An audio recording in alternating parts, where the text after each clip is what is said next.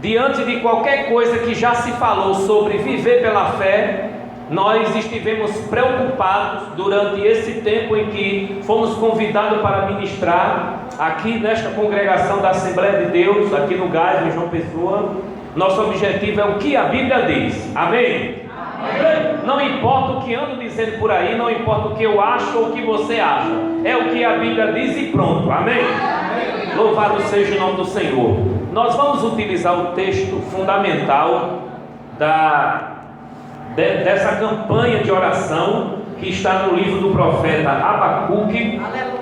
O capítulo de número 2, vamos ler do versículo 1 ao 4. Já foi lido durante toda esta campanha, mas nós vamos mais uma vez repetir a partir do versículo 1 até o 4. Acompanhe comigo, por favor, reverentemente, a santa palavra de Deus. Estaremos falando exatamente sobre esse tema: o justo viverá pela fé.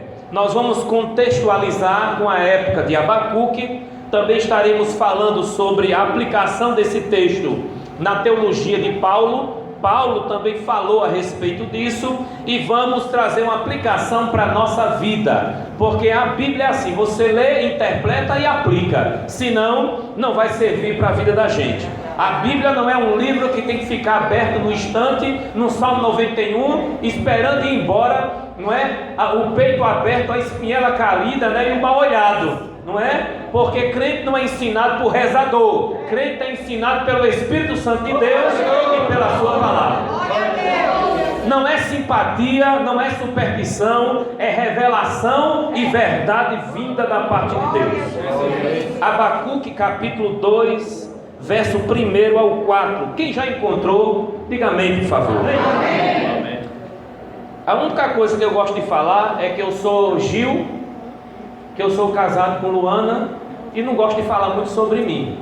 Não é porque tem pregador que diz já salvei, já curei, não é? Iludido, porque quem salva é Jesus, quem cura é Jesus. Amém? Louvado seja o nome do Senhor. Eu me colocarei sobre a minha torre de vigia, ficarei sobre a fortaleza e vigiarei, para ver o que ele me dirá e o que terei como resposta diante da minha queixa. Então o Senhor me respondeu e disse: escreve a visão em tábuas, de forma bem legível, para que até quem passe correndo possa ler. Pois a visão é ainda para o tempo determinado e se apressa para o fim. Ainda que demore, espera, porque certamente virá e não tardará. Veja, olha o arrogante, a sua alma não está correta, porém o justo viverá pela fé. Os irmãos podem sentar. Louvado seja o nome do Senhor. Eu sei que não é necessário dizer não converse. Eu sei que não é necessário dizer não saia. Eu sei que não é necessário dizer vamos ter reverência nesse momento. Irmãos, Abacuque significa abraçado, abraço. E pouca gente sentiu o abraço de Deus como Abacuque sentiu. Pouco se fala sobre a sua descendência, se ele era casado, tinha filhos, sobre grandes obras de Abacuque. Ele é considerado na bibliologia como um profeta menor, devido ao tamanho do livro, poucos capítulos. Abacuque viveu 600 anos antes de Jesus nascer. Diga 600 anos. E esse Abacuque, ele estava na expectativa da mão de Deus pesar sobre aqueles que estavam dando mau testemunho e vivendo na impiedade e dizia ser povo de Deus. Eu não sei se os irmãos estavam atentos ao que a dirigente estava falando a respeito de viver no pecado, na desobediência, que Deus vê. Quem estava ligado quando foi falado isso? Amém? Então essa mesma realidade naquela época os profetas diziam: Deus está vendo. Deus castiga, a mão de Deus pesa, mas muita rebelião, perversidade e impiedade havia no meio do povo. O livro de Abacuque é uma mensagem para o rebelde e o perverso, mas é uma mensagem para o crente, aquele que sabe que o Deus de misericórdia está atento ao coração arrependido para lhe dar graça e lhe levantar. O livro do profeta Abacuque é um alerta para aqueles que não ouviram o chamado para o arrependimento e saber que Deus tem uma mão que pesa e uma mão que salva. Há uma necessidade de que a igreja de hoje reconheça que o Deus do Antigo Testamento ainda tem ira para derramar sobre a face da terra. Ele diz: eu tenho uma contenda contra os habitantes da terra, porque só prevalece o mentir, injustiça, perversidade, falta de conhecimento de Deus sobre a terra.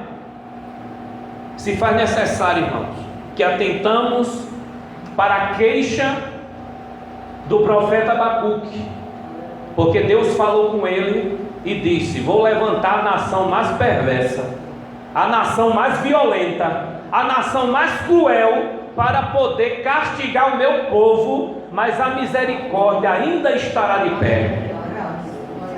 A Assíria foi usada como mão forte, pegou 10 tribos e amassou, invadindo Samaria no ano 722, e 10 tribos foram dispersas. Adeus o reino do norte, adeus Israel. Ficou apenas Judá, 2 tribos, unida e recebendo mensagem. 130 anos profeta sendo enviado, e Judá não se consertou. O reino do sul também recebeu o cajado duro de Jeová, e os profetas anunciaram. Isaías foi lá, Jeremias foi lá, Abacuque foi lá, e o povo de dura serviço. E a Bíblia diz: aquele que é alertado pelo Senhor endurece a cerviz, será quebrantado sem que haja cura.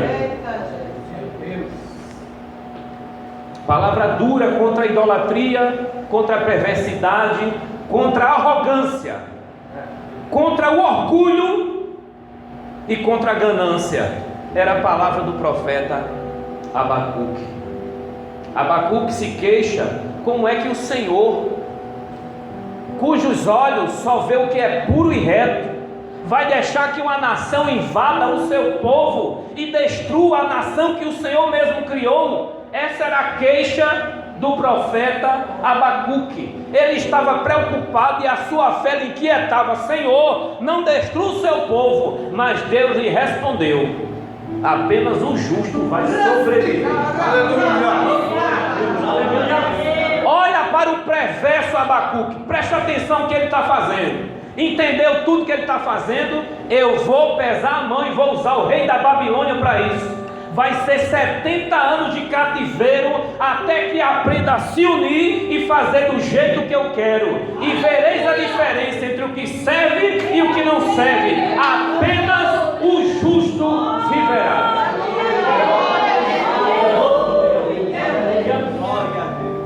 Deus deixou claro que a tribulação que virá, o castigo que virá, só vai ficar de pé quem entende o que significa o justo viverá pela fé. Parabéns àqueles que ouviram a voz de Deus e escolheram esse tema para poder ministrar o coração do povo. Povo bem alimentado não pula a cerca do aprisco, ele fica, porque tem alimento dentro do aprisco, ele não vai para outro aprisco, porque tem alimento, porque tem cuidado. Ovelha que é cuidada e alimentada fica. Quem está entendendo, diga amém. Irmãos, a fé, ela tem uma parte ativa e outra passiva. Diga, ativa e passiva. Sabia que na caminhada a gente não sabe ainda discernir isso, e acaba se atropelando, jogando a culpa em Deus, jogando a culpa no pastor, na igreja, e se afasta dos caminhos do Senhor porque não soube usar a fé. Se faz necessário amadurecer no uso da fé que Deus nos deu. E Abacuque entendeu que houve uma fé que levou ele para Deus se queixar: Senhor, como é que o Senhor vai fazer isso com o seu povo? Essa é uma fé ativa. Mas Deus falou com ele e disse: aquieta-te, porque eu sei o que eu estou fazendo, apenas o justo sobreviverá. Ele acalma o seu coração e espera que Deus faça do jeito dele, porque do jeito do homem nunca vai ser a forma certa. Capítulo 3, versículo 17. Olha o que é descansar no Senhor, esperar o seu cuidado, sabendo que Ele é o sumo pastor. Ainda que a figueira não floresça, nem haja fruto nas videiras, ainda que o produto da oliveira falhe, e os campos não produzam mantimento, ainda que o rebanho seja exterminado e não haja gado nos currais, mesmo assim eu me alegrarei no Senhor e exultarei no Deus da minha salvação. Abacuque, ele viveu na mesma época do profeta Jeremias, conhecido como profeta chorão, por causa do livro das Lamentações. É bem próximo de Jeremias. O livro das Lamentações foi feito no outeiro, isto é, num monte pequeno, enquanto os soldados, mandados pelo rei da Babilônia, Nabucodonosor, invade Judá e leva de Jerusalém ouro, leva todos os utensílios sagrados, leva profeta Daniel, leva profeta Jeremias, leva o rei, leva sacerdote, leva famílias, crianças, todo mundo preso e toca fogo na cidade. Ei, preste atenção. Jeremias está escrevendo: se converteu em lamentação a nossa dança, caiu a coroa da nossa cabeça, ai de nós, porque pecamos.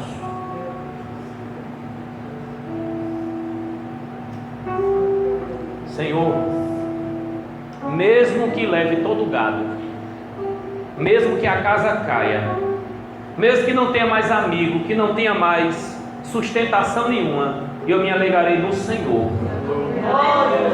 Nós temos que, na trajetória da caminhada da fé, amadurecer a nossa fé, porque tem muito irmãozinho que parece aquela hiena: ó vida, ó céu, ó azar. Tem muito irmãozinho que parece um guiné, toda hora: tô fraco, tô fraco, tô fraco, tô fraco. Tem muito irmão que parece aquele peru.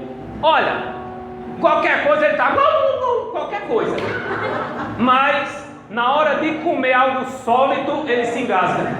É verdade. Meu Jesus Cristo. Sabe aquele irmãozinho que está como Pedro? Está diante da fogueira, mas está longe da cruz. Que quando está diante do mestre, recebendo vantagem, diz: olha, eu não te nego por nada, mas na hora do aperto diz: eu nem conheço esse homem. É verdade. Sabe aquele irmãozinho que diz: olha, eu sou pentecostal, fogo aqui tem, mas na hora que um demônio se manifesta, liga para o pastor? Irmãos, temos que aprender o que é de fato viver pela fé. E eu vou dizer aqui 3 coisas. Primeiro, de que viver pela fé não é. Viver pela fé não é viver na pobreza. Sabe aquele irmãozinho que diz assim: olha, eu sou missionário, eu não quero emprego, eu não quero salário, eu quero viver pela fé. Olha a varoa, quer casar comigo, aqui é pela fé. Eu entrei no ministério Vagabundos de Jeová. Não quero estudar, não quero fazer faculdade, não quero fazer curso, não quero trabalho. Sabe, meu negócio é nas madrugadas. Se você está entendendo o que eu estou falando, diga: manda mais, Jeová. Viver pela fé não é viver na vagabundagem. Você tem que trabalhar, você tem que estudar, você tem que sair dos corres da mãe, do pai, das asas da avó. Você tem que ser responsável por aquilo que Deus coloca na sua mão. Cuide da sua mulher, cuide dos seus filhos, cuide da sua vida.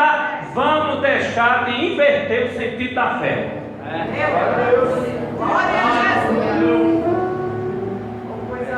Segunda coisa que viver pela fé não é. Viver pela fé não é negar a medicina. Sabe aquele irmãozinho que está doente? Aí tem um posto de saúde na mesma rua. A mãe tem uma farmácia em casa, não é? A esposa tem uma farmácia em casa para qualquer eventualidade. Aí diz assim: olha, irmão, ei, medicamento é para quem não tem fé. Médico é para crente cru. Eu fui cozinhado por Jeová. Jesus mora em mim, aqui não tem doença não. Olha, eu toco em leproso, sabe? Eu vou para qualquer lugar que tenha doença contagiosa e nada me pega. A Bíblia diz: esses sinais seguirão os que crerem, e nos sinais não tem loucura.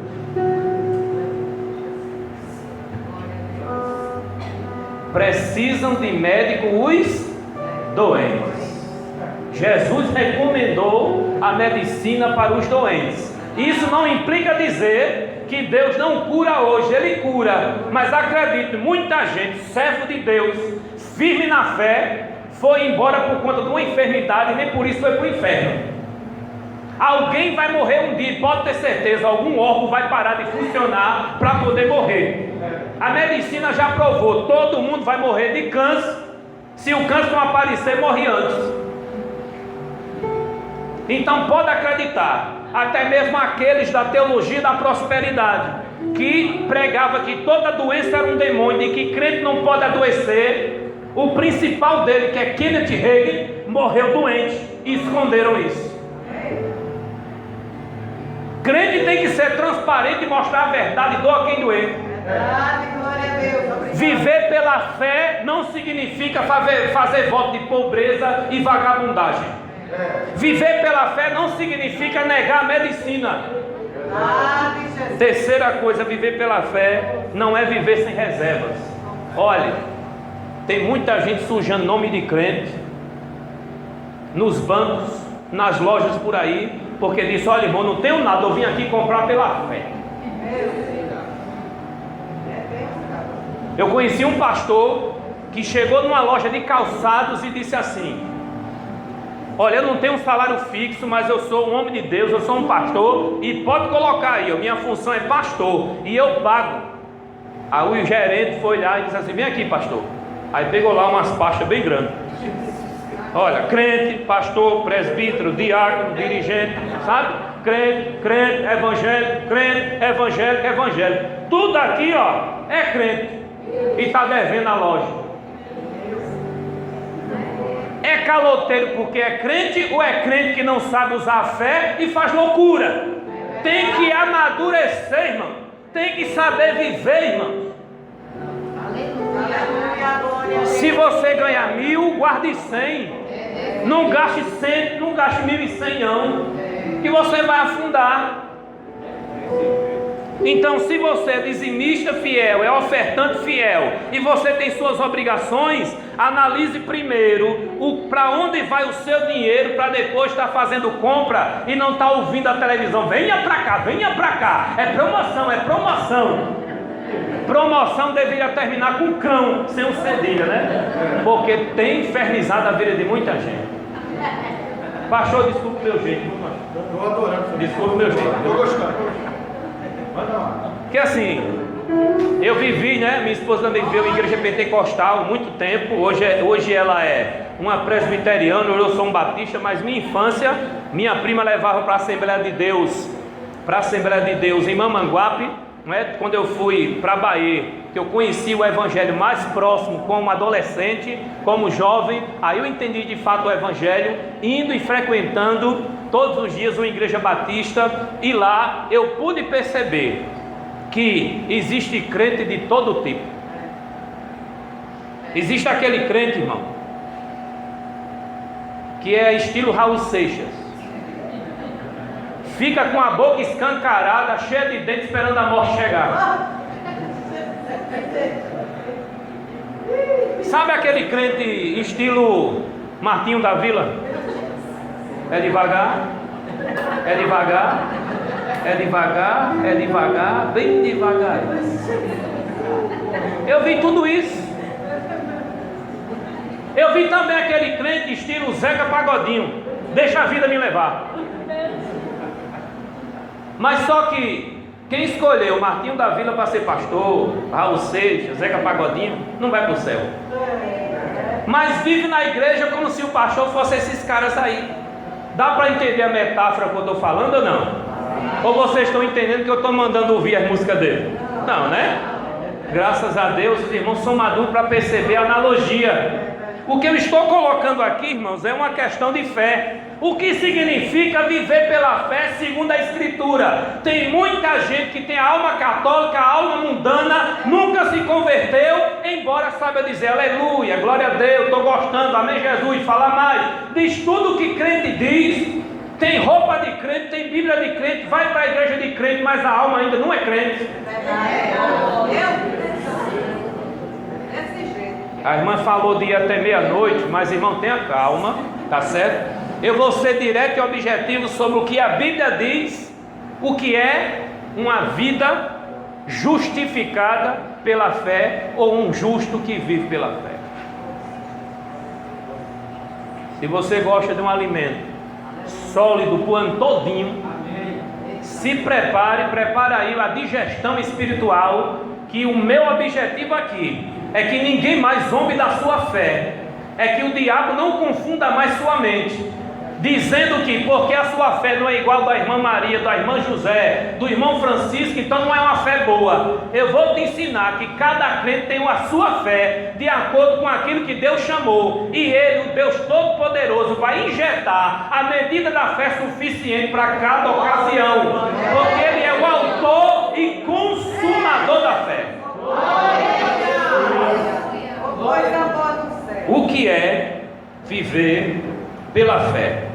A palavra fé na Bíblia, no Antigo Testamento é emuná, e no Novo Testamento é pistis, porque um foi escrito em hebraico e outro foi escrito em grego, o Antigo Testamento e o Novo. E essas palavras, elas têm mais de um sentido. Quando aparece a palavra emuná e pistis na Bíblia, no texto original, está levando a pessoa a perceber uma fé ativa e uma fé passiva.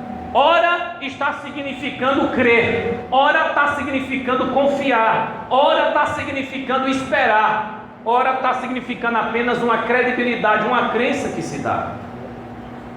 Então você precisa perceber em cada texto o seu contexto para saber a aplicação dessa fé. E fé não é tamanho, fé não é quantidade, fé é em quem você está depositando. Vale mais uma pequena fé num Deus grande do que uma grande fé num Deus pequeno que o homem inventou.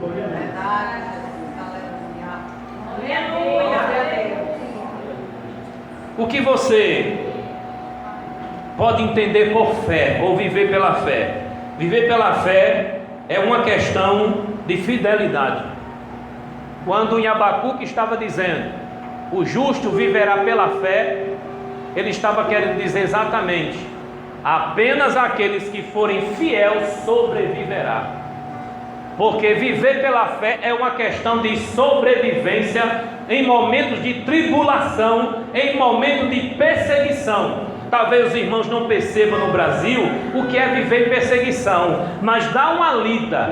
Há em alguns textos da internet que fala sobre os irmãos em Afeganistão, no Irã, no Iraque, na Coreia do Norte. Ali eles entendem o que é viver pela fé. Um missionário que sai do Brasil e vai para um país onde a igreja é perseguida, eles entendem o que é viver pela fé. Ei, atenção aqui, atenção aqui, viver pela fé não é negar trabalho. Viver pela fé é suportar perseguição e tribulação apenas para poder manter a fidelidade ao Senhor. Quantas pessoas mentiram para arrumar emprego? Quantas pessoas mentiram para conquistar o amor de outro? Quantas pessoas mentiram para ter cargo?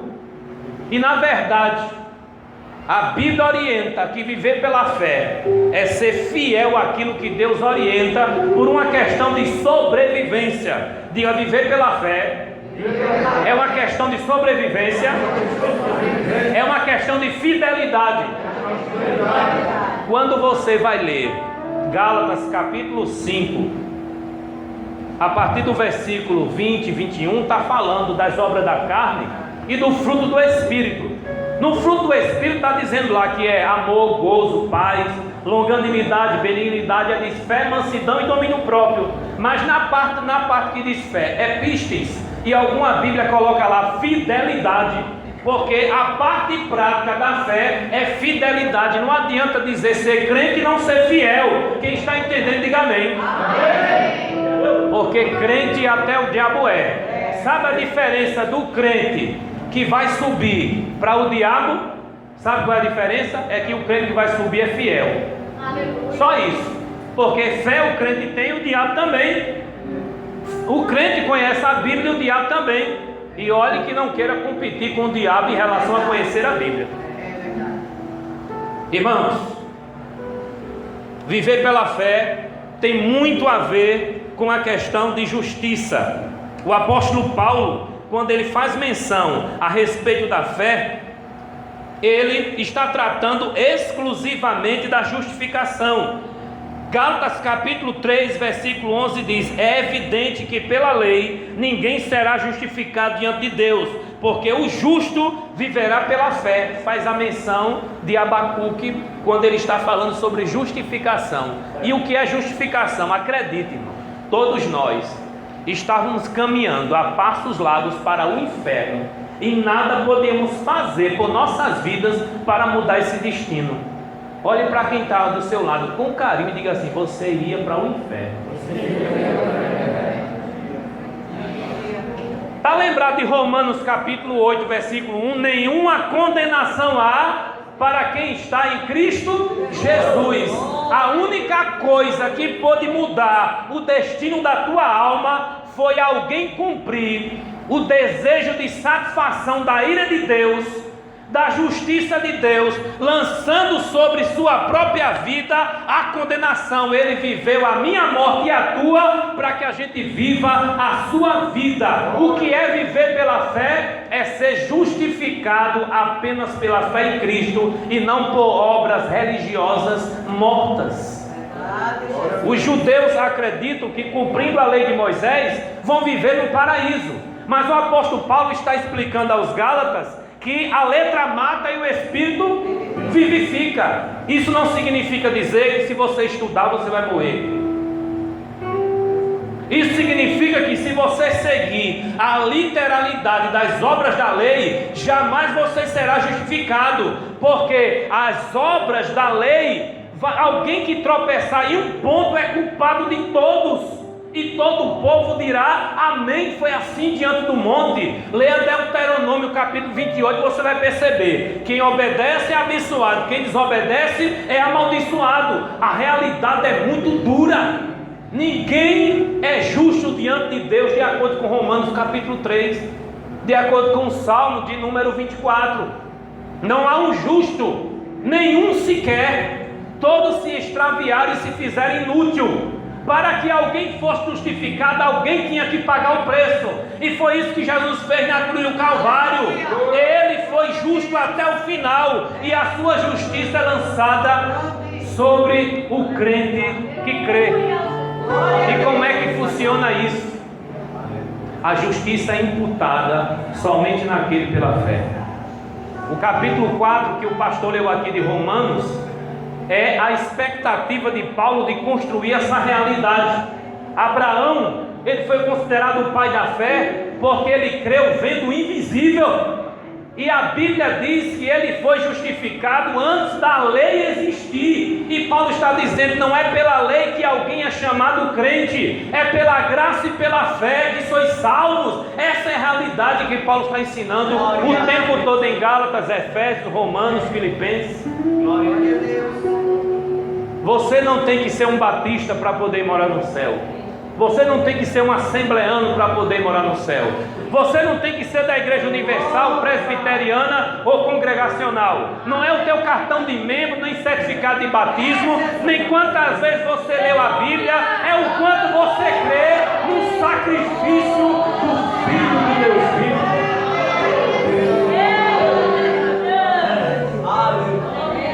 É a justiça que vem da fé. A realidade é assim, ó, primeiro vem a fé, depois vem a justificação, depois vem vida. O justo viverá pela fé. Essa é a realidade que ele está querendo ministrar. Romanos capítulo 1 versículo 17, ele também diz: porque nele se descobre a justiça de Deus, de fé em fé, como está escrito, o justo viverá pela fé. O nosso irmãozinho Tiago, ele escreve algo que parece o contrário disso. No capítulo 2, Tiago está dizendo: como é que você diz que tem fé e não tem obras? Pense numa confusão que Paulo tentou até o dia de morrer, na década de 60. Paulo tentou desembaraçar isso na cabeça da igreja, mostrando que você não é obrigado a ser judeu, guardar a lei de Moisés, cumprir uma lista de mandamentos para poder ser salvo, porque você nunca vai cumprir. Para isso serviu a lei, para lhe mostrar que Cristo é quem vai cumprir a lei, para lançar a justiça dele sobre você. A Bíblia diz no Evangelho de Paulo, nos Gálatas, no livro dos Gálatas, aos Gálatas, dizendo: a lei serviu de aio, de tutor, para nos conduzir a Cristo. Sabe o que isso quer dizer? Todo aquele projeto do Antigo Testamento aponta para Cristo.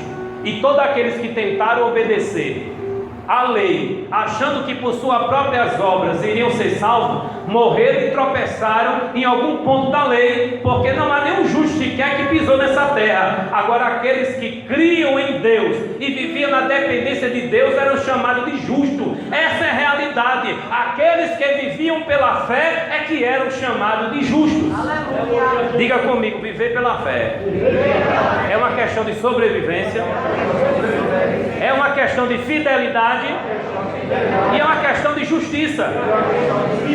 Você quer sobreviver, quer ser fiel e você quer ser justo diante de Deus, é pela fé e nada mais.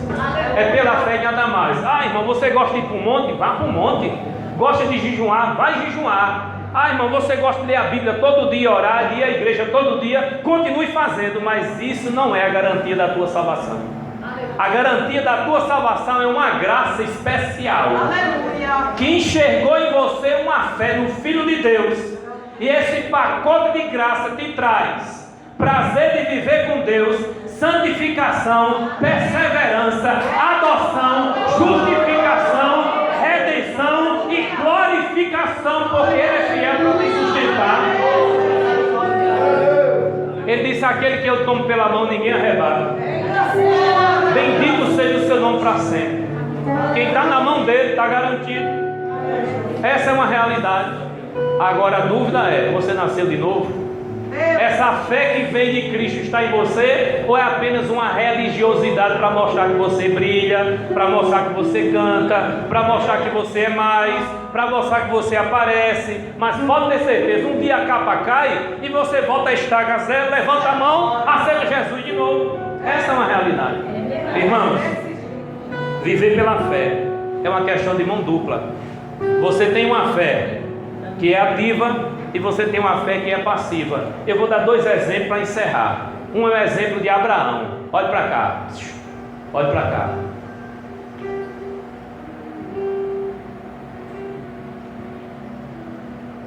O irmãozinho Abraão. Atenção, mulheres. O irmãozinho Abraão, ele tinha uma varoa ansiosa, meu Deus. Pense numa mulher ansiosa. Qual é o nome dela? Sara. Preste atenção no que eu vou dizer. Deus disse para ela que no ventre dela, estéril, ia nascer um filho. Disse ou não disse? Disse. O que foi que ela fez? Riu do que Deus falou. O anjo disse assim: olha, você está rindo, o menino vai nascer e o nome do menino vai ser Riso. Como é o nome do menino? Isaac. Qual o significado de Isaac? Riso. Preste atenção. Mas antes do menino nascer, a mulher apressada fez: Toma minha empregada. Empurra a empregada para o marido. Como é o nome da empregada? Agar. Aí nasce um filho. Como é o nome do filho? Ismael. De Ismael nasce 12 filhos. Que está perturbando hoje na Palestina, Israel, brigando, dizendo que também tem direito àquele pedaço de terra. Uma decisão apressada, que não soube esperar, que não soube aguardar a hora de Deus, trouxe o inferno de geração em geração. Porque Isaac teve Jacó, de Jacó nasceu mais 12 brigando contra 12, por um pedaço de terra, um por uma questão política, outro por uma questão religiosa. Vai estudar sobre Israel e a Palestina e porque estão brigando, que você vai entender o que eu estou falando. Tudo começou por causa do atrevimento de uma mulher de não usar a fé passiva. O que é a fé passiva? É a fé que é a fé que descansa, é a fé que sabe que tudo que foi feito não adiantou de nada, porque tem coisa que é só Deus que faz e pronto. Essa é uma realidade. É aceitar o que Deus quer, porque Deus não é manipulado por Abacuque. Deus diz para Abacuque: espere e eu vou pesar a mão e pronto, e aceite. Deus não é manipulado por Jonas, que queria que Deus destruísse a Síria e o Ninivita por causa de uma rixa, uma mágoa, porque a família dele foi estraçalhada pela Síria. Deus mandou pregar para que haja arrependimento e salvação. Ele ficou irado com Deus porque ele queria ver justiça, e Deus querendo misericórdia. Quem disse que ser crente significa manipular o Deus Todo-Poderoso? Quem é o caco para dizer ao oleiro o que tem que fazer? Irmãos, temos que aprender na trajetória da vida que a fé é uma arma poderosa, mas também você pode se acidentar com essa espada.